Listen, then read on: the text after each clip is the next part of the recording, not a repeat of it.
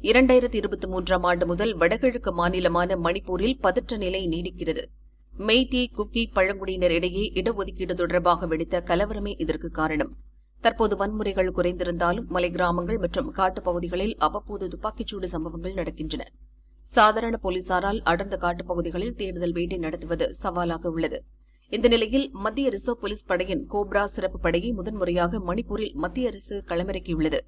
Cobra என்பது 2008இல் தொடங்கப்பட்ட நாட்டின் முதன்மை கொரில்லா எதிர்ப்பு படையாகும். அடர்ந்த காடுகளில் பதுங்கியிருக்கும் எதிரிகளை உளவுத்துறை தகவல்களின்படி துல்லியமாக தாக்கி அழிப்பதில் இந்த படையினர் வல்லவர்கள். சத்தீஸ்கர், ஜார்க்கண்ட், ஒடிசா போன்ற மாநிலங்களில் இயங்கி வந்த நக்சல்களை கோப்ரா படையை பெருமளவு ஒடுக்கியது. மணிப்பூர் வன்முறையை கட்டுப்படுத்த இதுவரை ராணுவம், அசாம் ரைபிள்ஸ் மற்றும் சிஆர்பிஎஃப் படைகளை பயன்படுத்தப்பட்டு வந்தன. ஆனால் காடுகளில் நடக்கும் துப்பாக்கிச்சூட்டை ஒடுக்க கோப்ரா படை பயன்படுத்துவது இதுவே முதன்முறை.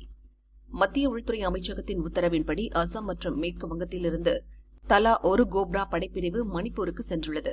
அடர்ந்த காடுகளில் பதுங்கியிருக்கும் சட்டவிரோத ஆயுத குழுக்களை கண்டறிந்து சட்டம் ஒழுங்கை நிலைநாட்ட கோப்ரா படையினரின் கொரில்லா போர் உத்திகள் பெரிதும் உதவும் என மத்திய அரசு நம்புகிறது.